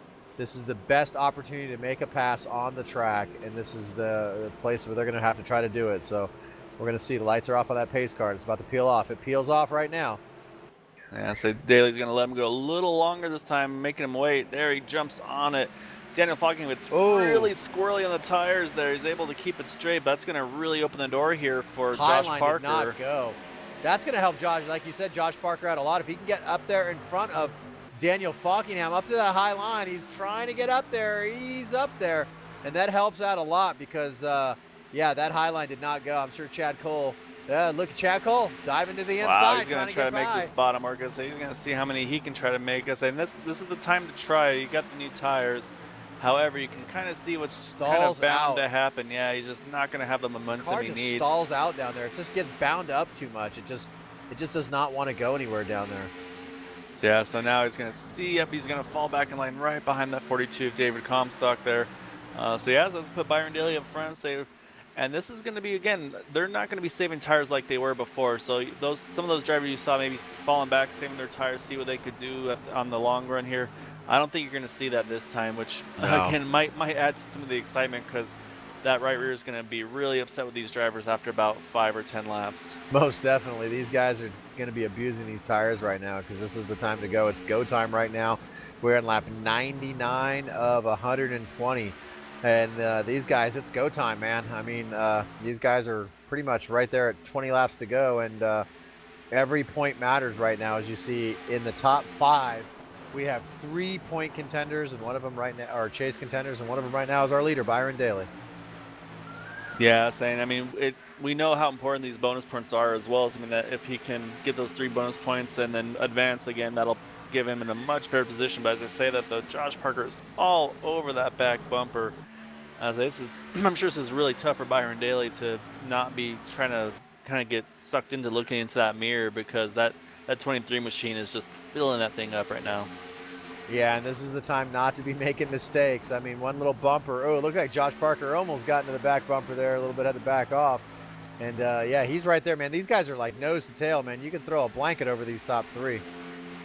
Yeah, and that's the risk, is if one of them makes just the smallest mistake, maybe kind of gets hooked in that wall just a little bit, it's going to collect 3 or 4 cars probably, just because there just isn't the reaction time that you would need for it. But say, again, these guys, though, I don't think I could hang with these guys with what they're doing right now. I thought about racing with them as well tonight, and then saw kind of how warm it was and everything. I was like, you know what, that boost sounds pretty comfortable tonight. Yeah, definitely. I'm in a lot better position here watching these guys tonight than being out there on the track, because these cars are definitely a handful. As you see, about 18 laps to go, and Byron Daly right there with that clean air up front, but Josh Parker is filling that mirror up. He's right there. Daniel Fockingham in 3rd, right behind him. Dave Comstock, and there is Chad Cole in that pink car, that pink 17 car, all the way back from 19th position up to 5th. And he's right there. Maybe he can pull off a win tonight. As you see, Josh Parker looks to the outside there.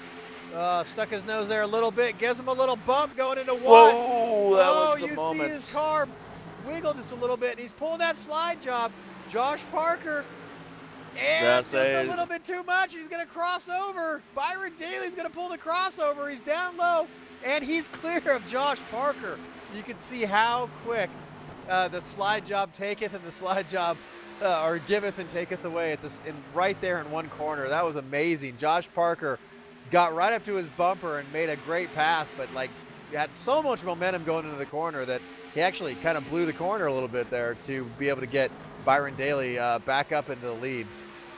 Yeah, I mean that's kind of I mean it's obviously a risk versus reward, but it's also just trying to figure out the limits of how much you can do, because it's one of those things. I mean, if you clear him by a ton, you might lose all the momentum you need. Because let's say we saw Byron Daly do it earlier to perfection, where he got just enough that he needed, was able to slide up but not lose so much momentum where the other guy was able to cross him back over. So it didn't work that time for Josh Parker, but I mean, I'm sure he's going to regroup and give that a try again. I mean, again, I'm sure Byron Daly's going to be ready for it as well. Oh, yeah, these guys aren't done yet, man. He was just practicing that move. That's something he's going to maybe try later on here on the last lap maneuver, but we'll have to see. But the thing is, you know, these guys do those slide jobs like that, and they lose that momentum. They can cut right in front of that guy, and that guy behind them might not let off the gas and might just give him a little bit of bumper. So this could get really interesting here toward the end. Yeah, and the other thing that you kind of saw before that all just about kicked off is these guys are kind of, even in the travel here, they're protecting the top of the track. You usually say, okay, you want to protect the bottom here. But even in a travel, if someone gets a good run on you and exit, you got to make them, you kind of got to force them down to the bottom, because you don't want someone to get to your outside, because that's about all you have. That's the place to pass. And we saw that earlier on. We saw somebody make the pass on the outside earlier on. You know, if you can get that run in the tri-oval up high up there, then you have the preferred line. So we'll have to see how that plays out. You see a lap car there, getting out of the leader's way there. He's going to go down to the low side where the leader's going to cruise on by at the high side there. And you can see we've kind of broken away into a few separate packs here. You see Daniel Falkingham taking a look down there on Josh Parker. The top three, then you got a little space, then you got two cars, and then you got a few cars back behind them after a gap. Chad Cole still working the bumper of Dave Comstock back there. And these leaders not quite nose to tail like they were before. A little bit more spread out here in the closing laps of this race here at Kansas Motor Speedway.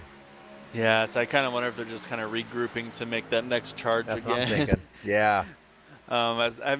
As much as these guys are just, I mean, obviously just kind of right on that knife's edge, basically. With that's this, what I think Josh Parker's doing, though. I really do. I think he's just kind of settling back there, cooling his tires off a little bit. Obviously, he's got to watch out for Daniel Falkingham back there, who's got to try to make a move. But I think he is not done. I think he's going to try to make another move there on Byron Daly. But as we say that, we have to watch out. Josh Parker did not get the exit he needed off 4, but what did he do? He ran to that middle top side in the tri-oval, not letting Daniel Falkingham get to that outside. Just because of how important it is. And so and Daniel also knew, not to interrupt you, Daniel also knew not to dive to the inside, to just kind of, hey, I'll just let off the throttle a little bit here. You know, I'll be good to stay up here with you. Because if he would have dove to the inside, he's got David Comstock right there that's ready to pounce, along with Chad Cole. So he's got to be careful of that, too. Yeah, so you see all these guys. And look at Chad Cole. Yeah, he's Chad Cole stays to the outside as Dave top, Comstock. Yeah, check that out. And then Dave Comstock swings up high. So we might be able to see those passes up high here in the closing laps, as you were saying. Yeah, I say Byron Daly's done a really good job here. Put down some good laps here this last few laps. Got a nice little cushion right now where he can kind of now not have to worry about his mirror as much. Well, he's just focus forward. He's in a perfect position. He's up there in clean air. And then everybody behind him is battling for position. This is exactly what he wants to see. As you see, Daniel Falkingham diving down low. Comstock goes down there too. Then you see Josh Parker getting passed by Falkingham there. Comstock getting that momentum on the high side, trying to hold off Chad Cole there. I mean, we're still seeing these guys battle right here. They're not done yet. Yeah, I was saying that was a perfect move there by that 39 machine, able to dive it in there just enough.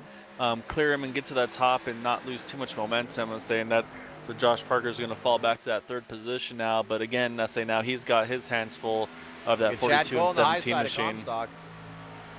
He's looking, but he doesn't have the momentum to get up there.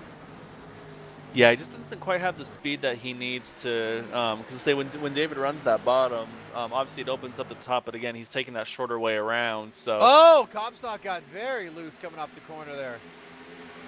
yeah, able to hang on to it. But yeah, so this is where you Wow. got to be really careful right now. So He keeping. got so loose, the back end of that Oh, he's car. loose again. Oh, And Chad Cole just there ready you to go. bounce. I'll say, did you see there? This time he didn't run to the apron. He decided to move up to make sure that that 17 machine couldn't get around him. Yeah, I exactly. You're say, right. because yeah, so that prior to that, if he was getting his good exits off of 4, he would run the bottom. But this time, once he had that little slip up there, he made sure to cover that spot away from the 17 machine. Yeah, like you were saying, he knows. He knows the preferred line. He knows where this place is to not give up the line. You know, he was so worried about not giving up that line. He's like, I got to be up high there. I have to protect that line up there. Did you see one more time?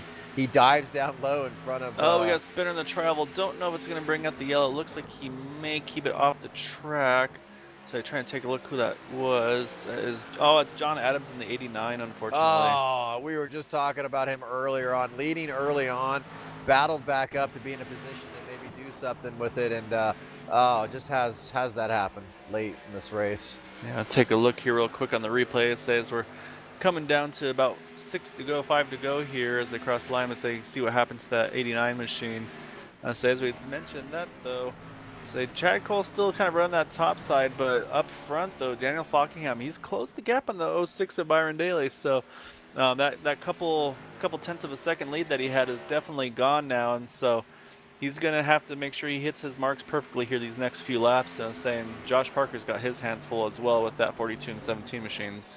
Oh, definitely. Yeah, we have two distinct little battles going on here. The leaders, first and second, good battle going on, and then we got third, fourth, and fifth back there battling it out. Chad Cole likes that high line. He's trying to stay up there. Doesn't want to go down low on the track. As you've seen, Comstock has been doing that lap after lap. And Josh Parker right there with those guys. But up front, Byron Daly dominated early on, closing these laps, just ticking down. He's looking to try to pull off this win, but Daniel Fockingham, he might have something to say about that, as he is right there on the back bumper as they come out of turn 4 onto this front stretch. So third and 9 gets a little twitch up before it kind of cost them maybe just a little bit of momentum there. But yeah, I say right now it's between the 39 and the 06 right here for the lead. I say again, that fight for third though is definitely battling on here. I say I'm keeping an eye on these leaders though. I say because we're on lap 117 of 120. So just a few more laps to go here. Oh, 06 touches the wall off of 2. That's going to lose some momentum there. Say not sure. Yep, not yet. 39 is going to hold his time and try to make another run here later. Not enough, I don't think, to hurt the car, but that's definitely enough to kind of make you worry a little more than you would normally. Oh, Chad Cole back there, I'm watching him. He went to go and dive on the low side there, but like you said, we're going to stick with his battle up front here. We got a great battle going on. 3 laps to go. Yeah, these guys are really sending it right now. So they're doing a really good job on track here. Let's say they're hanging on to, just barely kisses the wall again with that right rear off of turn 2. Didn't lose any momentum, I don't think, from it. Just scraping the paint off of it, that's all. Yeah, so make it a little lighter. But that's they're right. going to come around here to 2 to go. Say again, they're starting. It's starting to step out for both of those drivers. They're definitely earning their minds. Parker's really Josh loose. Parker back there in the grass. He's able to hang on to it. Say David Comstock and Chad Cole able to get around him. I say that he's able to keep it straight, so a really good save there. As I said, we're 2 to go right now, so that kind of spreads out that battle for third right now. Back up front, Comstock. still Byron Daly. Yeah, I say Byron's got a little, maybe about a car length or so of a gap in that 39 machine, so he's just needs to hit his marks. Oh man, that 39 is running right up against the wall, trying to give it everything he has. Wow. 06 loose off of 4 again. 1 to go right now. I say they're both right there. I say just not sure if he's close enough to make a slide job here. Might try to see if he can get a really good run here in 1 and 2 and then make that move in 3. We'll have to see. But right now, Byron Daly's doing it well. Yeah, we'll have to see if he's going to be able to get that momentum down this back stretch. He's not quite close enough on that bumper. He's going to try to make one last ditch effort. Here he goes. Sliding down. He's not going to be able to pull it off, but hey, you got to hand it to him for trying. Oh, really good job there. Byron Daly's going to hang on, win this one, and say battle for third right at the line. David Comstock's just going to beat Chad Cole by about a fender. So that's going to put David Comstock in the 3rd position, Chad Cole in 4th. Really good fight there for 3rd as well. All 3 chase contenders in the top 3. Yeah, top 3 of chase contenders to say, and then 4th place Chad Cole, 5th Josh Parker. Really good job by them. But yeah, that's a really good clean race there by Byron Daly, Daniel Falkingham. I'm sure they appreciate that of each other. Really good job by those guys. So let's say we'll keep an eye on the 06 car, watch him make his celebrations here, and we'll start getting these drivers ready for their interviews. And then we'll work on also getting you the points as they get that updated, and as well as the top 10 here in just a moment. But yeah, really good run for those guys. Actually, Don, I'll say if you want to go through the top 10 here real quick, while I'll grab some of these drivers here in just a moment. As we said before, our top 10 right here, our winner, Byron Daly. We're going to be talking to him shortly, along with Daniel Falkingham, our 2nd place driver, another chase contender.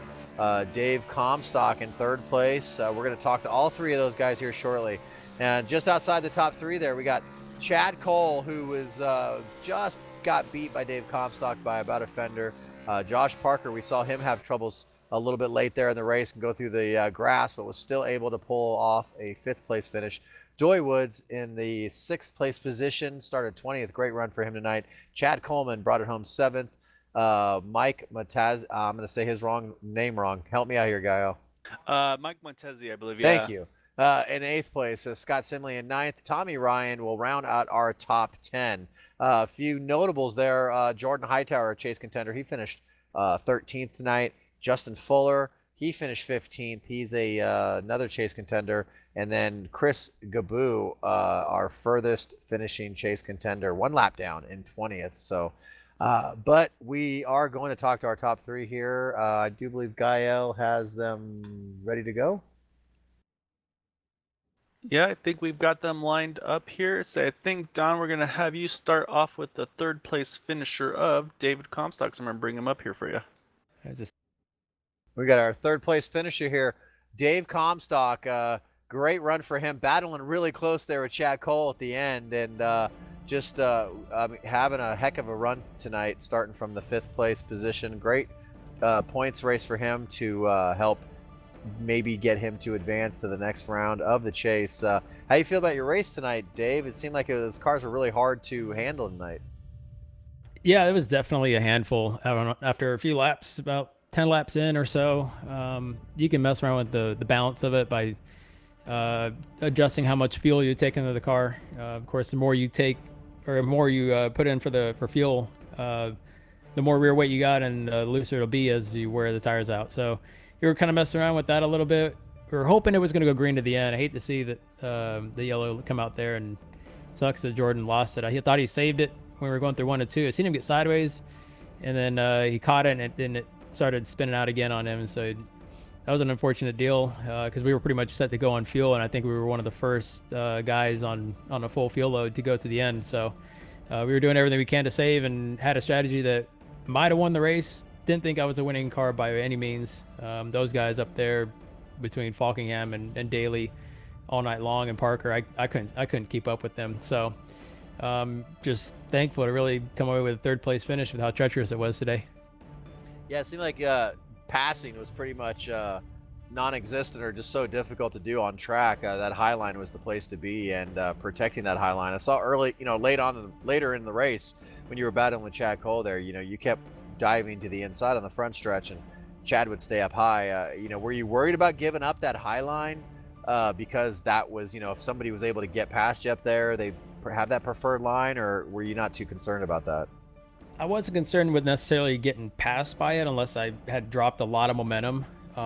You can kind of get away with running down there to get away from somebody and kind of take the shorter route. But the contrary to that is that by running on the flat, you don't have any banking down there. So you're burning your tires up just that little bit extra more than you would if you were to stay on the banking. So it's late in the race. We're all just trying to close up on one another and try to gain any kind of positions we can. And we were kind of gaining on the leaders a little bit there. And then Josh and I had a really, really great battle. And glad that he didn't wreck it off of 4 when he was going through the grass. So it was a good save on him. But, we were kind of, Chad and I, we started running the leaders down a bit. And then Once you get behind somebody, like I said, it's so hard to pass. You can't go low at all just because of momentum, and it was already pretty loose as is. So going down low and slowing it down and trying to put the power down just wasn't going to work. So you had to run the top and you had to wait for somebody to make a mistake. And your only opportunity to try to do something was either to pull a slider or try to do something on the front stretch. And like I said, it's so tough just because as soon as somebody shoots at the bottom, it makes it really difficult to try to chase their right rear to try to get to the outside of them because they're getting away from you at that point. So, but overall, it was challenging for sure. Thankful to not make too many mistakes on my part and keep it going straight as sideways as we were. Yeah, definitely. Good points run for you tonight. Like I said, into that, try to help you out, get to advance to the next round of the chase. Speaking of that, anybody that might have been watching tonight, any sponsors or anybody that helps you get here each and every week that you want to thank or mention tonight? Yeah, as always, New Day Doors on the hood here. Thanks to them for coming on board. RacingBiz.com. Go to Facebook.com and search up Racing Bids on there. We got live auctions that run every Tuesday and Thursday at 7 p.m. Eastern. So go check them out, as well as online at RacingBiz.com. Gary Mercer Trucking, Moss Energy, Jay Later and JDI Graphics for Paint My Cars. Sim500 and the admins here for running our leagues, and KickAss Beef Jerky for sponsoring our series here on Sunday nights. And you guys here for broadcasting, and everybody out there watching, thanks for tuning in. Yeah, we appreciate it, man. Great run tonight for Dave Comstock, driver of the number 42 car. He brought it home in third place tonight. Yeah, really good run there for David. Do a quick check here on the points, see if they've updated yet as of... Nope, it hasn't been updated yet. So I'm saying I believe you've also caught up with that second place finisher of Daniel Falkingham as well. Yeah, we got Daniel Falkingham, our second place finisher in the number 39 car, trying to chase down Byron Daly there. Led a little bit early on and just couldn't quite catch Byron there. How you feeling about your run tonight? It was so difficult to pass here at this track here at Kansas, Daniel. Honestly, I didn't expect to do that well, to be honest. Just with how free and how loose the setup was, I didn't think I'd be that strong because I feel like I just run the right rear off. But honestly, I'm very happy with my run. I mean, I would like to win the race, but going up against Byron Daly, I mean, he's always hard to beat. So congrats to him on the win. But yeah, overall it was a fun race. That was a fun setup to drive, especially after you got in like 10, 15 laps into a run. But then you would really have to be on your toes, especially like 20, 25 laps into a run where it would really want to kick out on you, especially in 3 and 4.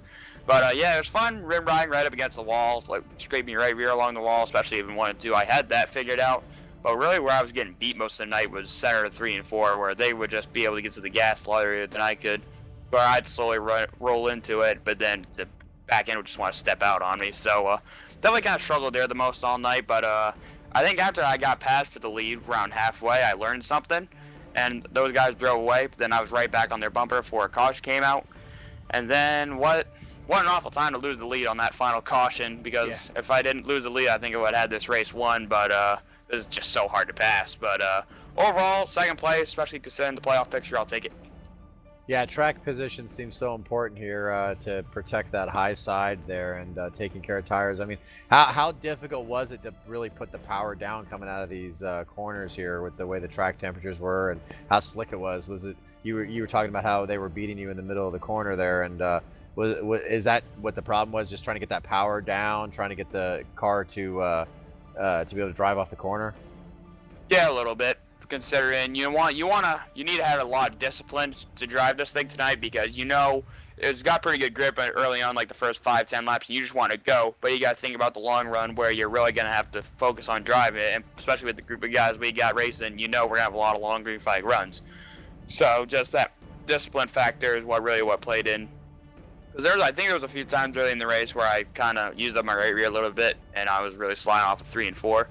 But then I learned something pretty much around middle part of the race, and I was able to use that and actually really show that I could really run. I ran down Byron at the end of the race, and I really thought I had a shot at him, and kind of going into 3 on the last lap, kind of tried to pull my own Carl Edwards slide job, but but honestly, when I hit the center of the corner, I was sliding up and Byron was up beside me, I just lifted, because that's the last thing I want to do, like wreck Byron, because I have a lot of respect for Byron, and I enjoy racing him. He races me clean, I race him clean, and especially he's a playoff contender and potentially a championship contender that we might be racing in Homestead if we can get through Texas and Phoenix cleanly. So definitely got to think about that factor. But overall, considering how the setup was, it was a lot of fun to drive, and considering the playoff picture, I'll definitely take a P2.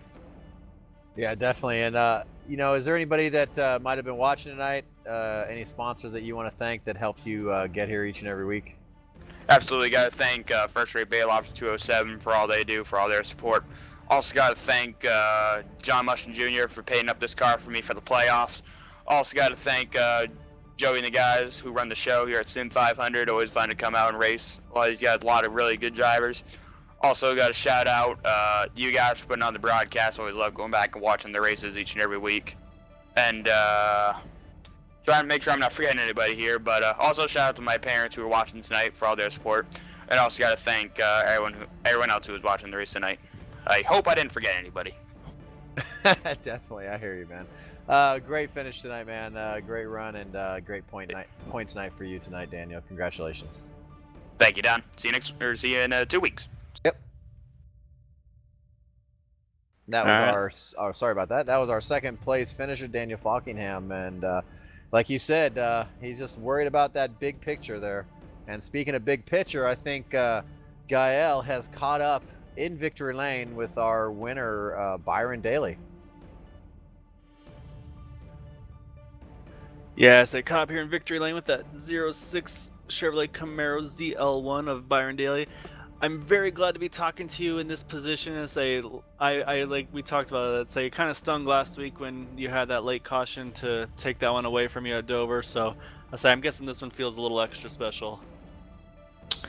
Yeah, it's nice to actually get one back. There's a while there I tried to throw this one away too, and I guess whatever type of payback I was owed or whatever cashed in, because I somehow got the lead at the right time and got to just never look back. So it was actually really nice. Isaiah, take us through your race. I mean, I think you're one of the few that were able to pull off a couple slide jobs and to do the crossover in return to a couple of those slide jobs. Take us through those, because those are really exciting to watch from our point of view.